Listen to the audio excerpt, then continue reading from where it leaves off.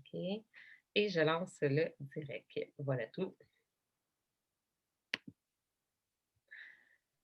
Et voilà, on est lundi et on est avec Maria. Maria, je suis vraiment contente d'être avec toi ce midi. Hier, on s'est croisés en ski sur la montagne et on va jaser d'un sujet qui est, pour moi en tout cas, une clé, hein, une clé pour que notre vie aille bien avec les gens qui nous entourent, qui facilite vraiment la vie quand on est capable de bien communiquer. Puis je sais que tu as un long parcours, hein, tu es coach en PNL, ça fait quoi, 10 ans, même peut-être même plus que tu aides les gens, que tu les coaches, que tu les guides, que tu les accompagnes. Puis moi, j'ai parlé avec toi comme quelques fois, puis à chaque fois, je suis comme wow, j'ai envie de rester avec toi. Tu vraiment intéressante à écouter. J'aime comment tu enlignes les sujets. Puis on est dans le mois de l'amour de soi. Donc, c'est aussi une étape pour moi à franchir, d'être capable de dire les choses. Quand on s'aime, on apprend à s'exprimer, puis de s'exprimer de la bonne façon pour que nos besoins deviennent clairs pour les autres. Je pense que c'est un petit peu ça les trucs que tu vas nous donner aujourd'hui.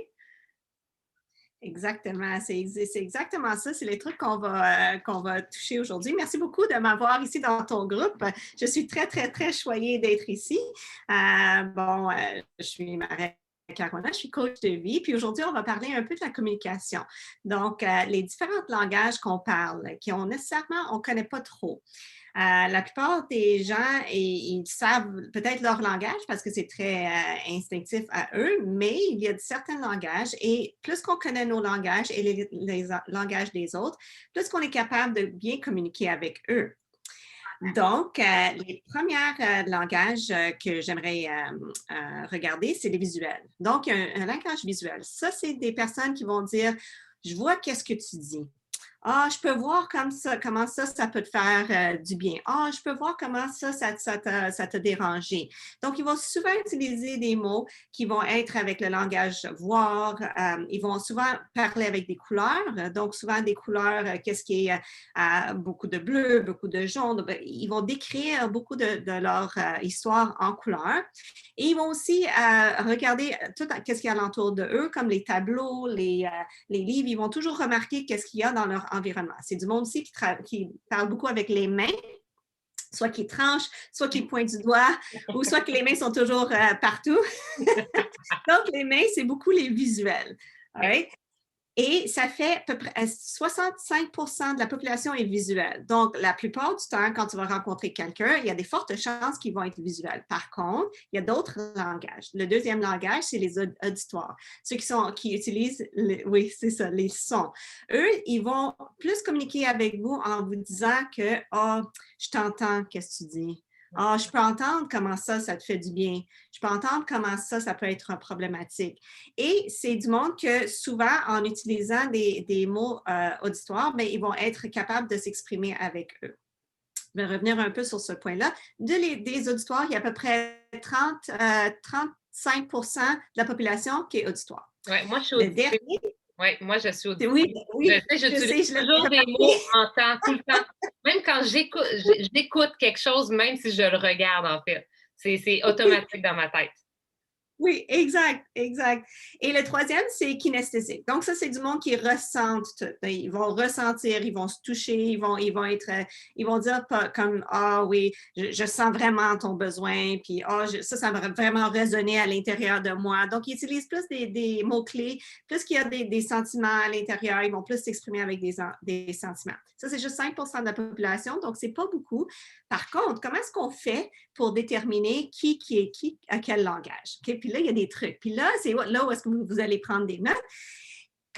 Yes, perfect. Quand les personnes sont visuelles, vous allez voir les yeux. Donc, le visage, il va dire beaucoup de la personne quel langage il parle. Quand ils sont visuels, les yeux vont aller vers le haut, à droite ou à gauche. C'est toujours une personne qui a pensé ou qui pense à une réponse. Il va soit aller chercher une mémoire ou soit qu'il pense à leur réponse. Donc, souvent, parce qu'ils voient leur réponse, non, ils l'entendent, ils voient leur réponse, les yeux vont aller vers le haut. Pour ceux qui sont auditifs, ils vont regarder de côté. Donc, ça va être du monde que tu vas voir, les yeux vont aller de chaque côté pour Quand tu vas parler, tu vas leur voir, les yeux vont tranquillement aller de droite à gauche parce qu'ils sont en train de t'écouter. Ils ne sont pas en train de te regarder comment tu parles, ils écoutent qu'est-ce que tu dis. Les troisièmes sont kinés, eux, les yeux vont être vers le bas. Donc, ils vont regarder plutôt dans leur centre de leur corps pour quand tu vas parler, ils vont intégrer qu'est-ce que tu leur dis à l'intérieur de eux pour ressentir qu'est-ce que tu dis. OK? Les trois différents types, ils ont des attributs très, très, très spécifiques. Donc, les visuels, comme moi, parlent très vite. Le battement cœur est très haut. Leur débit de voix aussi, il est très vite. Et c'est du monde qui respire rapidement. OK? Pour les auditifs, c'est des personnes qui vont parler moyennement vite, donc pas très vite. C'est une des clés, en fait, que tu vas être capable de vraiment déterminer tout de suite s'il est visuel ou auditif. Ils vont parler un peu moins vite. Leurs bras vont souvent être croisés et ils vont soit avancer côté gauche ou côté droit pour entendre qu'est-ce que tu dis. Fait que souvent, le corps va être vers l'avant ou vers l'arrière ou il va tendre l'oreille vers toi. Fait que c'est un très bon cue de savoir s'il est auditif. Les visuels, au contraire, eux, ils vont être toujours droits, ils vont utiliser leurs mains, puis ils vont être très tranchants. C'est la grosse différence. Pour les kinés, eux, ils vont être plus avec ils vont avoir un corps très relax, très, très, très relax. Et leur débit de voix va être très, très lent. Ils vont aussi parler plus lentement et leur voix va être plus basse. Donc, souvent, quand tu vas parler à du monde qui sont kinesthésiques, bien, la lenteur de leur conversation, c'est la beauté de leur en parler. C'est là, oui. Mais tellement, moi, je trouve, ce que tu as dit là, souvent, tu sais, les gens qui disent je ressens ce que tu dis, puis tu sais, ils sont vraiment, tu vois qu'ils sont centrés, ils parlent plus lentement, sont plus calmes. Tu sais, justement, un visuel qui parle avec un kinesthésique, le visuel a l'air tellement excité, puis là, l'autre est comme tout centré. Moi, j'aimerais ça que ceux qui écoutent en ce moment nous disent qu'est-ce que vous pensez votre dominante? Parce qu'on s'entend qu'on est un peu des trois souvent, hein? Moi, je suis auditive, mais je sais que je suis aussi kinesthésique et je suis aussi visuelle parce que je parle avec mes mains, donc j'ai les trois, mais j'ai une dominante. Fait que laquelle vous pensez est votre dominante? Visuelle, auditive ou bien kinesthésique? Excellent, excellent. Mais là, Puis maintenant, ça l'autre, nous sert à quoi de savoir ça? C'est oui, pourquoi ça exact. serait Comportement, important de savoir quel est probablement, nous, notre style, oui. parce que ça fait aussi partie du style d'apprentissage. Moi, j'étais prof, hein? Fait que dans les différents styles d'apprentissage, c'est justement ça, visuel, auditif, kinesthésique. Et Oui, ça sert à beaucoup de choses de le savoir pour nous-mêmes, mais pour oui. les autres. Mais à quoi? Alors, un bon exemple, c'est quelqu'un avec qui tu parles, puis que tu te répètes souvent, puis tu ne comprends jamais pourquoi la personne ne t'a pas compris. Souvent, c'est parce que tu n'as pas parlé dans leur langage. Si tu prends une petite pause pour déterminer, faire un petit détective, tu fais des mini-détectifs pour vraiment voir quel langage est le prioritaire pour lui, parce que ça ne serait probablement pas le même que le tien. Donc, c'est d'aller chercher ton vocabulaire pour essayer de parler à le même langage que l'autre personne. Donc, nous, on n'essaye pas juste d'être unilingue, on essaye d'être trilingue, tout le temps avec le monde alentour de nous. Plus vite qu'on est capable de passer entre une langue et l'autre langue, plus facile ça va être l'autre personne aussi de te répondre. Donc, si quelqu'un est auditif, justement, et moi, je suis très visuelle, pour être compris avec cette personne-là, pour qu'elle me comprenne, que moi, je peux communiquer avec elle, je dois utiliser les mots et je dois utiliser le même débit et je dois vraiment faire un peu comme elle fait quand elle me parle pour qu'elle, premièrement, elle va se sentir écoutée, elle va se sentir que, oh, ben, elle parle le même langage que moi. Puis c'est comme subconscient. On s'en rend pas compte, mais c'est vraiment subconscient. Fait que quelqu'un qui est auditif avec moi, je vais ralentir ma voix, je vais m'approcher un petit peu, je vais plus écouter ce qu'elle dit et je vais répondre aussi dans le même langage qu'elle dit. La personne, en même temps, va se sentir vraiment écoutée, va se sentir que, oh oui, je peux entendre comment ça vient me rejoindre. OK, donc, juste en variant des fois les mots utilisés, puis Oui, quand on s'en rend compte, on peut concrètement, par exemple, descendre le rythme, parce qu'on voit que le rythme, moi, je fais souvent ça, en fait, c'est de s'adapter à la personne à laquelle on parle, mais pour s'adapter, il faut savoir quel type de personne. Donc, c'est sûr, si je oui. parle à quelqu'un qui parle lentement, moi, je vais baisser mon rythme, je vais parler plus lentement. Je vais essayer de me contrôler. Bon, c'est excellent. Il faut dire aussi que quand moi, j'étais plus jeune, des amis que j'avais qui étaient auditifs ou kinés, j'étais pas capable parce qu'à chaque fois que je parlais avec eux, ben, c'était bien trop lent. Puis là, j'attendais, puis je suis comme, oh, elle va-tu accoucher? C'est-tu bien long? Mais c'est juste maintenant que je réalise, mais on parlait juste pas la même langue. Pour elle, c'était complètement normal. Pour moi, ça me dépassait, puis ça me rendait mon niveau de stress était trop élevé. Oui. C'est Oui, c'est des vraiment fois, si la différence est vraiment trop marquée, bien là, c'est oui, difficile de s'ajuster. Mais oui. en fait, c'est que quand chaque personne réussit à s'ajuster, là, on est capable vraiment de trouver un bon niveau de compromis où est-ce qu'on se comprend mieux. Puis, Puis je vais faire une petite parenthèse aussi avec les enfants, parce que souvent, les mères, les parents, ils crient après leurs enfants, ah, t'as pas ramassé ta serviette à temps, ça fait 15 fois, je te le dis, puis tu le fais pas encore, puis je comprends pas pourquoi tu le fais pas, puis juste le ton de voix augmente, le battement de cœur augmente, la voix augmente, ça c'est le visuel. Mais si l'enfant, il est auditif, il l'entendra pas. Et plus que tu vas lui dire et répéter dans ta langue, plus que lui, il ne le fera pas parce qu'il ne comprend pas ton langage. Fait que si tu t'avances vers lui et tu utilises son langage et tu dis, tu sais, j'entends que peut-être tu ne m'as pas vraiment entendu de qu'est-ce que tu me dis. Si je te demanderais d'enlever ta serviette, mais là, tout a changé parce que de un, tu n'es pas dans ton visuel, tu es t'es dans ton auditif et la personne va se sentir que, oh, là, je peux comprendre. Là, je vais écouter. Là, je vais écouter. Parce qu'avant, ils ne pourraient pas écouter. Fait que les enfants, c'est très instinctuel. Ils ne savent pas quel langage ils parlent. Ils ont adapté un langage selon quand ils ont été petits. Et là, c'est des parents de déceler un peu c'est quoi, qu'est-ce qui en fait que quel langage qu'ils sont. Même chose pour les enfants, celle-là, elle est vraiment un très bon truc. Il y a des enfants que ils adorent faire leurs devoirs dans la salle à manger. OK? Les personnes qui sont dans la salle à manger qui ont beaucoup de personnes qui bougent alentour de eux, ils ont de la télé peut-être allumée à côté, qui ont peut-être des petits frères, des petites sœurs, un chien, un chat qui se promènent un peu partout. Ça, c'est les visuels. Et quand il y a beaucoup de mouvements alentour de eux, ils sont capables d'apprendre beaucoup mieux que si tu enlèves toute toutes ces visions alentour de lui. Si tu lui dis, va à ton bureau, dans tes quatre murs avec rien alentour de lui, il va avoir plus de difficultés à apprendre que s'il il est à la table avec plein de stimulation, avec plein de mouvements alentour de lui. Même chose, quelqu'un qui est auditif, qui apprend très bien en écoutant, c'est quelqu'un qui va mettre de la musique. Il va mettre des écouteurs. Tu sais, mon fils, il faisait ça quand il étudiait, puis j'étais hors de moi. Je dis, comment tu peux faire pour étudier, avoir la musique dans le tapis demain? Et il dit, ben non, il dit, moi, c'est super, c'est super. Il ne savait pas pourquoi. Il dit, mais j'aime ça, ça me fait du bien, puis je suis capable de faire mes devoirs. Donc, nous, on pense que notre façon est toujours la meilleure. Par contre, dépendamment de la langue des enfants, eux, ils ont leur propre technique qui fonctionne pour eux. Donc, je ne sais pas si dans le chat, il y a des mamans ou des parents là-dedans que eux, ils ont déjà vu ou ils ont déjà entendu leurs enfants être dans cette bulle pour leur devoir. ah oui, moi, en tout cas, mes enfants, ils écoutent de la musique vraiment fort, puis à chaque fois, je suis comme: «Je peux pas croire que tu peux te concentrer autant quand même». Mais Oui, moi, je peux pas écouter de la musique avec des paroles puis me concentrer. Il faut que ça soit de la musique sans paroles. Sinon, je vais chanter. Là, je peux pas être focus sur ce que je suis en train de faire. Mais dis-moi, tu sais, par rapport dans une relation, qu'est-ce que oui, ça change, en fait, tout ça, tu sais, là, avec les enfants? Tu sais, je comprends que, dans le fond, c'est important de savoir si on est en couple avec quelqu'un, quel est son langage à lui aussi. Puis c'est oui, quoi chacun notre langage? oui.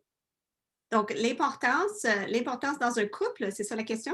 Oui, L'importance dans un couple, ça diminue beaucoup la frustration dans les communications que vous avez. Donc, souvent, il va y avoir une problématique. La problématique va escalader. Elle va escalader et les deux vont parler leur langue en espérant que l'autre personne comprend leur langue. Mais ce n'est pas nécessairement vrai. La personne, elle peut s'exprimer visuellement parce que c'est la façon qu'elle est habituée de le faire, vice-versa pour lui, mais dans le fond, il est plus auditif, donc lui, il a besoin plus d'être écouté. Donc, dans une relation, quand ça commence à escalader, c'est de revenir et voir c'est quoi le langage primaire de la personne avec qui tu parles. Parce que si c'est auditif, l'autre personne a besoin d'avoir les mots précis. J'entends qu'est-ce que tu dis. mmh. S'il ne répond pas de cette façon-là, la personne qui est auditive penserait qu'il ne C'est va pas jamais être. exclusif. Non, il n'est pas écouté. Et donc, ça va juste faire augmenter le problématique. Tu sais, ça ne sera pas résolu, ce ne serait pas une façon de trouver un accord entre les deux. Donc, plus qu'on est capable de jouer entre les deux, puis ça se peut dans une journée qu'on n'est pas toujours dans notre langage primaire non plus. C'est sûr que quand on écoute de la musique ou on est relax dans le salon, on va être plus dans le côté auditoire. Donc, nous aussi, on varie entre nos langages. Mhm. Plus qu'on est capable de le déceler, plus qu'on est capable de le déterminer dans l'autre personne, plus facile ça va être la communication. Donc, moi, je pense que ça diffuse beaucoup, beaucoup, beaucoup les, toutes les problématiques entre des couples parce que souvent, ça n'a même pas à voir avec la situation. Peux-tu imaginer? Oui, ça a à voir On avec dirait que vraiment c'est pas la à cause de la façon qu'on personne. l'exprime. Puis, tu sais, tu me parlais tout à l'heure que, tu sais, toi, tu travailles beaucoup là, avec ta clientèle aussi sur l'art de communiquer, puis comment exprimer ses besoins. Puis, en ce moment, on est dans le mois de l'amour de soi. On sait que les femmes, en tout cas, hein, avec mon expérience et avec tout ce que toutes les personnes, toutes les femmes que je rencontre dans les dernières années, on dirait que je le ressens encore plus, justement. Beaucoup de femmes ont de la difficulté à exprimer leurs besoins. Des fois, à les cibler, mais des fois, ils sont capables de savoir qu'est-ce qu'ils ont, mais ils ne sont pas capables de l'exprimer par peur du jugement, de ne pas se faire aimer, par toutes les croyances puis toutes les peurs qui nous habitent. Ce qui fait que finalement, souvent, on se pile dessus, hein? On fait des compromis, mais plus que des compromis, finalement, oui, exactement. Donc, on se perd hein, dans cette attitude-là parce qu'on ne s'écoute pas. Puis, on ne se donne pas de l'amour parce qu'on ne se permet pas de dire ce qu'on veut ou ce qu'on pense ou ce qu'on a besoin. Puis comment Oui. tu t'accompagnes les gens? Qu'est-ce que tu peux donner comme conseil par rapport à ça? Oui. Et moi, en fait, qu'est-ce que je crois vraiment dans le fond de moi, c'est que quand on parle, quand on s'exprime, puis on s'exprime selon nos valeurs et non nos croyances, parce que nos croyances, c'est des choses qu'on a achetées pendant notre vie. Tu sais. En fait, qu'est-ce qu'on veut vraiment, c'est de savoir c'est quoi les valeurs principales de cette personne-là. Puis, on va faire un petit jeu de mots, OK? Des choses, c'est important aussi de savoir c'est quoi la définition du mot pour toi. Parce que des fois, moi, ma définition de quelque chose ne serait pas la même de l'autre personne. Donc, souvent, quand on va essayer de s'exprimer ou on veut dire notre besoin, on pense déjà que la personne comprend le message. Voici les nuances. Quand on apprend dans notre vie, on apprend selon notre visuel, notre auditif, notre kiné. Toutes les mémoires, toutes les informations qu'on a eues, on a été storer ça à l'intérieur de nous et c'est comme ça qu'on va communiquer. Exemple, si moi je dis bien-être, bien pour moi, le bien-être veut dire quelque chose selon qu'est-ce que j'ai appris, selon qu'est-ce qui était dans ma vie, selon qu'est-ce que moi je détermine comme bien-être. Même chose comme succès. Donc, admettons, moi, je dis que le succès pour moi, c'est d'avoir une famille. Moi, je suis très, très successful. Si j'ai ma famille, pour moi, c'est la définition. Et Mhm. là, je parle avec quelqu'un d'autre et je dis, ah, tu sais, moi, j'ai du succès dans ma vie et tout ça. Puis l'autre, il dit, ben oui, moi aussi, j'ai du succès. J'ai 1 million dans mon compte de banque. Puis moi, dans ma tête, je dis, ben non, tu n'as pas de succès. Puis lui, il C'est a dit, pas ben de oui, j'ai famille. du succès. Right? Fait Oui. que pourquoi est-ce que lui a raison et moi j'ai raison? Parce que lui, dans son monde et dans tous ses apprentissages, il a appris que le succès, c'était équivalent à l'argent. Et moi, j'ai appris que le succès était égal à une famille. Donc, c'est sûr que moi, si la question, toujours, qui est la bonne question à faire, qu'est-ce que ça veut dire pour toi, le Mhm. succès? Donc, ça, c'est vraiment important de le noter parce que ça va vraiment te sauver de plein de problématiques dans la communication. Qu'est-ce que ça veut dire pour toi? Donc, on a tous des définitions qui ne sont pas pareilles, dont l'amour, donc le succès. Donc, même quand quelqu'un te dit qu'il a une migraine, oh, j'ai une migraine aujourd'hui, bien, pour moi, peut-être une migraine, c'est 2 Tylenol, puis la journée continue. Et je dis, ben oui, je te comprends, mais oui, tu as une migraine. Puis l'autre personne va dire, ben non, moi, je suis 4 jours au lit, puis je ne peux pas fonctionner. Fait que donc, où est-ce que c'est nécessaire de déterminer la définition des mots? OK? OK. Qu'est-ce qu'on fait pour la Saint-Valentin? Là? Parce on veut avoir de l'amour, puis on veut recevoir de l'amour de nos amoureux. Bien, il y a différents langages de l'amour. C'est sûr qu'il y a les cadeaux. Comment est-ce qu'on démontre à quelqu'un qu'on les aime? C'est en achetant des cadeaux. Un autre, c'est du temps, allouer du temps à quelqu'un. Ça, c'est leur langage d'amour. L'autre, c'est de l'affection ou des mots d'affirmation. T'es belle, t'es jolie, j'aime ça quand tu es avec moi, des petits mots d'affection. des petits services. Je vais te faire un thé, j'ai préparé ton bain, ça c'est un autre langage de l'amour. Et le dernier, c'est le toucher physique, donc un câlin quand on touche l'autre personne. Là, les personnes qui souvent, ils ont de la misère, surtout pendant la Saint-Valentin, c'est parce que leur langage d'amour, ils n'ont pas vraiment découvert c'est quoi. Et non seulement ça, ils ne savent pas c'est quoi l'autre personne, leur langage d'amour. Mhm. Donc, pour moi, les cadeaux, ce n'est pas un langage d'amour. Ça ne l'a jamais été. Mais Mhm. pour mon mari, ce l'est. Donc, lui, il veut toujours m'acheter quelque chose. Toujours. Je vais t'acheter des fleurs. Je vais t'acheter des colliers. Puis, j'arrête pas de dire. Puis, au début, ça me fâchait. Je dis, voyons, je n'ai pas besoin de tout ça. J'ai pas besoin de. Parce que pour moi, c'était le temps. C'était le Mhm. temps qu'on passait ensemble, que c'était mon langage d'amour. Donc, pour moi, quand je voyais ça, je pensais qu'il ne m'aime pas. Il ne me comprend pas. Tu sais, ça Ouais. fait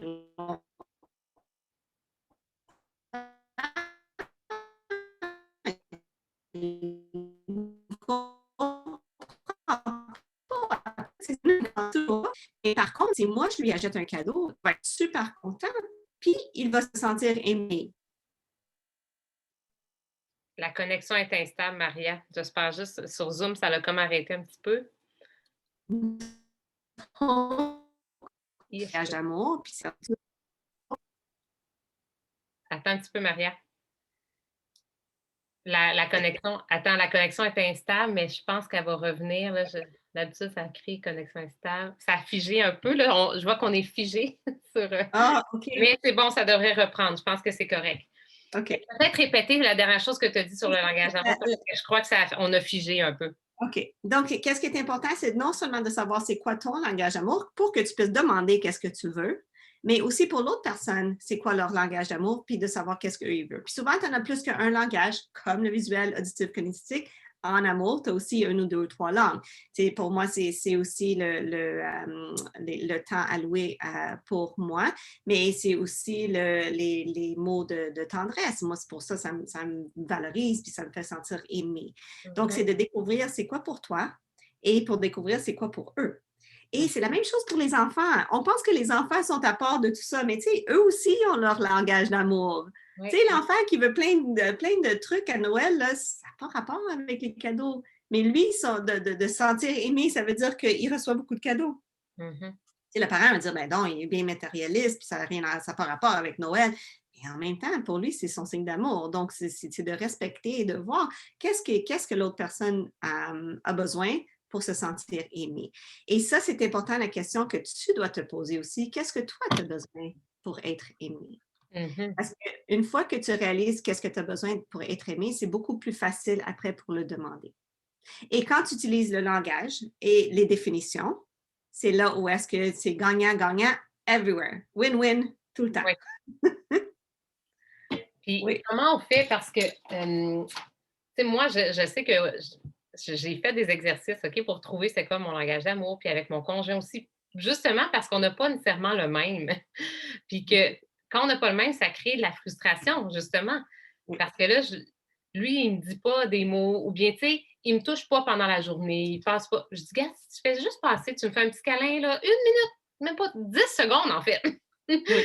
Quand tu viens me voir, moi, ça me fait plaisir quand tu fais ça. Mais lui, s'il ne sait pas, puis il le fait pas, moi, je suis comme, voyons, il est distant, il est pas avec. Mais pourtant, c'est pas qu'il veut pas puis qu'il m'aime pas. Mais justement, il va aller m'acheter quelque chose, puis lui, ça lui fait tellement plaisir de me le donner. Moi, je suis comme, oh, merci, là, mais j'en avais pas vraiment besoin. Même chose. Donc, c'est Oui. important, moi, je trouve, de comprendre, surtout si ça fait des fois, ça peut faire longtemps qu'on est avec quelqu'un et on peut ne pas encore connaître son langage d'amour si on ne s'est Absolument. jamais questionné là-dessus, puis même connaître le nôtre, celui qui nous fait réellement plaisir, Oui. celui dans lequel on se sent aimé, en fait. Puis ça Oui. fonctionne avec entre conjoints, mais entre enfants ou entre amis aussi, où moi, j'ai une équipe de travail. C'est un peu la même chose, là. Si j'ai envie de les récompenser, si je connais leur langage d'amour, ben je vais aller dans cette direction-là. Si c'est du temps qu'ils veulent passer avec moi, c'est ça qui va leur faire plus plaisir. Ou si c'est Oui. d'avoir une huile essentielle en cadeau, c'est ça qui va leur faire plus plaisir. Exact. C'est exactement ça. Donc, le plus qu'on est capable de voir alentour de nous, les langages qu'ils parlent, leur langage d'amour, leur langage même en termes de qu'est-ce qu'ils ont appris dans leur vie et de définir aussi c'est quoi les mots pour eux, on est vraiment, vraiment plus gagnant dans nos relations. Et la même chose est vraie parce que des fois, je me fais poser la question, ah, mais moi, j'ai pas de chum. Ah, mais moi, j'ai pas de partenaire dans ma vie.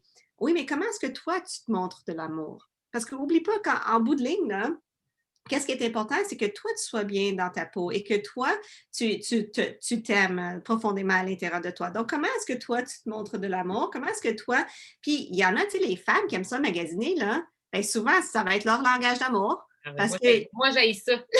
ça, moi aussi, mais il y en a d'autres qui ont des D'accord. garde-robes pleins, mais ça n'a même pas à voir avec le matériel. C'est le Oui, fait qu'ils ont à les acheter, puis pour eux, c'est leur signe d'amour qu'ils s'aiment. Comme oui. moi, quand je vais prendre mon bain le soir, c'est mon temps pour moi. Donc, pour mon temps pour moi, c'est ma façon de dire que je m'aime. Ah, j'aime ça ce que tu dis. Fait que tu sais, parce que notre thème, vu que c'est l'amour de soi, ça serait vraiment important que chaque personne sache Oui, c'est quoi son langage d'amour parce que c'est de cette façon-là qu'ils vont s'en donner le plus à eux-mêmes aussi. C'est pas exact. juste en communication avec les autres, c'est Oui. aussi en communication avec soi-même. Parce qu'en réalité, on ne peut pas toujours attendre après quelqu'un d'autre pour Non. aller chercher ça. Il faut vraiment qu'on trouve à l'intérieur de nous. Puis une fois qu'on le trouve à l'intérieur de nous, bien, c'est plus facile par la suite d'être dans notre personne. Et comment on fait? Comment on fait pour le y a-tu un outil? Y a-tu quelque chose qu'on peut utiliser pour, tu sais, parce que peut-être que pour certaines personnes, c'est un peu flou, là, puis là, ça a été dit vite, les langages d'amour. Comment Oui. qu'on peut comme fouiller ou savoir un peu plus lequel est le nôtre, puis mieux les comprendre? Bien, moi, ça serait la question vraiment qui est importante, c'est comment tu sais que tu es aimé? Parce que souvent, on va penser qu'on ne l'est pas, mais comment tu sais? Vraiment, vraiment, la réponse est quoi? Donc, moi, je sais que je suis aimée quand j'ai quelqu'un qui passe du temps avec moi. Moi, je sais que je suis aimée quand il m'achète des fleurs. Moi, je sais que je suis aimée. Donc, ça va t'indiquer, toi, c'est quoi ton langage d'amour. Puis c'est qu'est-ce que tu ressens par rapport à l'amour que tu reçois. Qu'est-ce qui fait en sorte que toi, tu sais que tu es aimé? À OK, 100%. oui. C'est une grande question. Oui, vraiment. Oui, c'est clair, c'est une grande question, puis c'est peut-être le bon mois pour se la poser, en tout cas. Je pense que oui, je pense que oui. Puis on se laisse souvent emporter avec le couple et que ça doit être tellement. Mais tu sais, en bout de ligne, il faut vraiment on soit bien avec nous-mêmes. Puis il faut vraiment qu'on s'aime nous-mêmes. Puis de là, le reste, c'est la même chose avec le langage. Plus que tu es capable de bien t'exprimer, plus facile que les autres, ils vont s'exprimer de la même façon. C'est comme un effet domino. Quand toi, tu empruntes le chemin, mais les autres, ils vont l'emprunter parce que c'est de la façon que tu parles. Oui, puis en fait, c'est que quand toi, tu travailles sur toi-même, puis c'est clair, ben c'est ça, ça va créer une vague autour de toi.